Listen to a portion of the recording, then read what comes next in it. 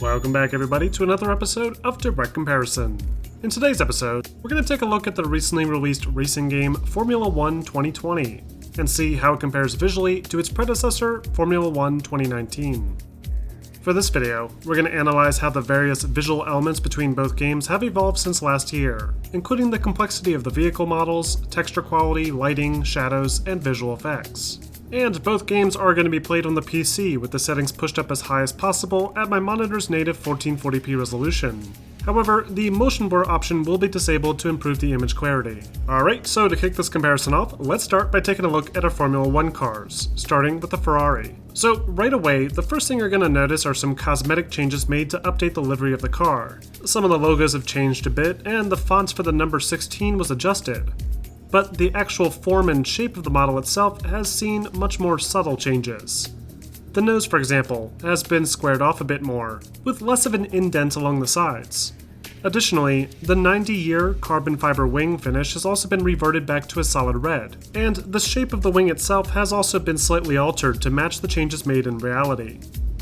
Other changes include some slightly different tread on the tires, the removal of the vents along the side of the nose, and a couple other cosmetic changes to various pieces along the fin and suspension. But I didn't really notice any actual visual improvements until viewing the car from the cockpit view, where we can clearly see a nice bump to the quality of the textures for the driver's gloves and the steering wheel itself.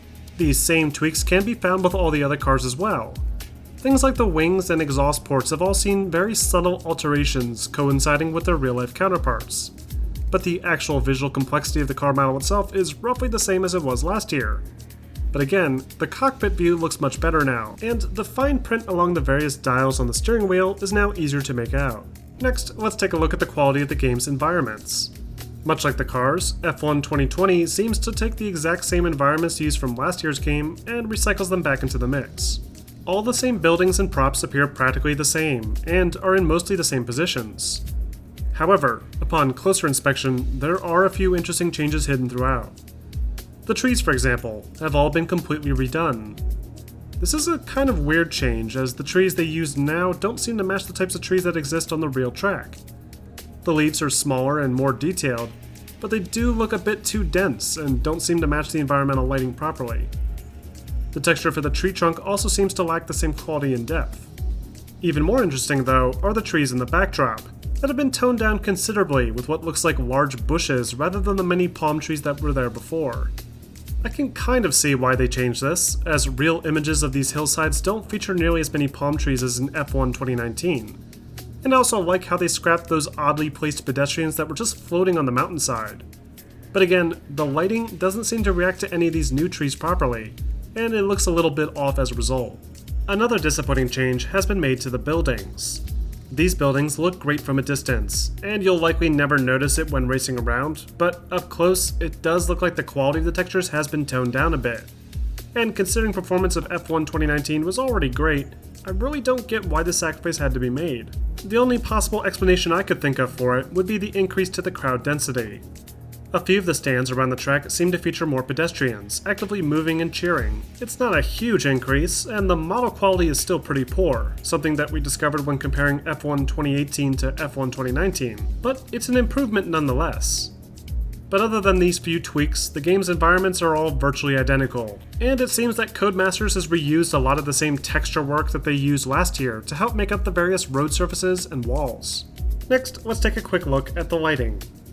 The lighting for the most part remains the same as last year's title.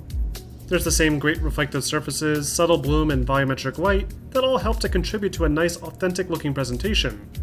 But there's really no improvements here either.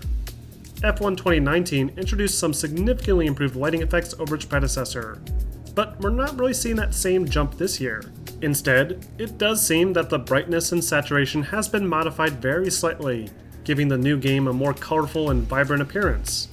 But it also doesn't feel quite as natural as it did before. However, I have found that the nighttime lighting, especially in rainy conditions, has seen some solid enhancements, thanks to an increase to the quality of the reflective surfaces and improved shader quality. You'll also notice that the tires now appear like they're actually wet in F1 2020.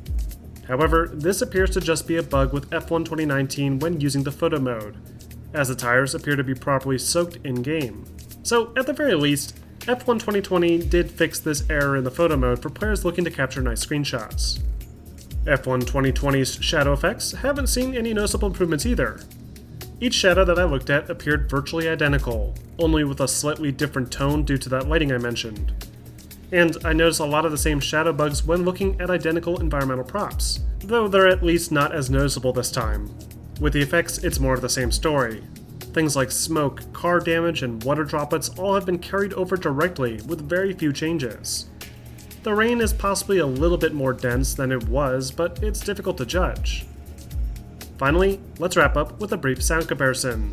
Which game do you think has the superior audio design?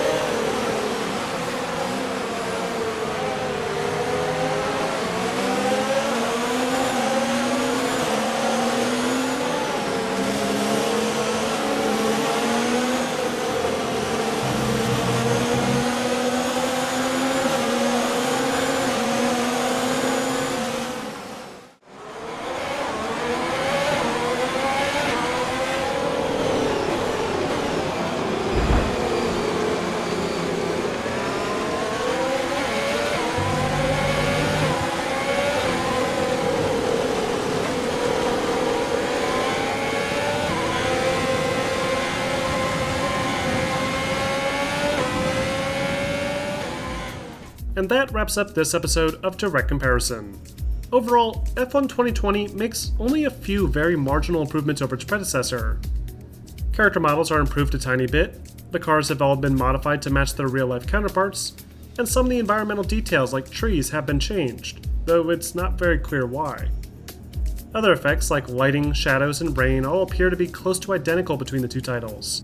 So, the only real changes that players are going to notice will come down to the new features Codemasters incorporated, including a new F1 team creation system, reworked handling that, according to the actual F1 drivers that have tested the game, feels tighter and more authentic, new difficulty options, making the experience a bit more accessible, a new split-screen mode to race with your friends on the same system, and 2 brand new tracks, Hanoi Circuit and Zandvoort. For fans of F1 racing, this is easily the best entry to the series in years. But if you already picked up F1 2019 last year and are on a tight budget, it's hard to really recommend the upgrade, even with those new features and the slim graphical improvements. But what do you guys think? Are the changes mentioned enough to justify diving into this latest entry, or are you happy with F1 2019? Let me know in the comments section, and don't forget to like and subscribe for more videos posted every week.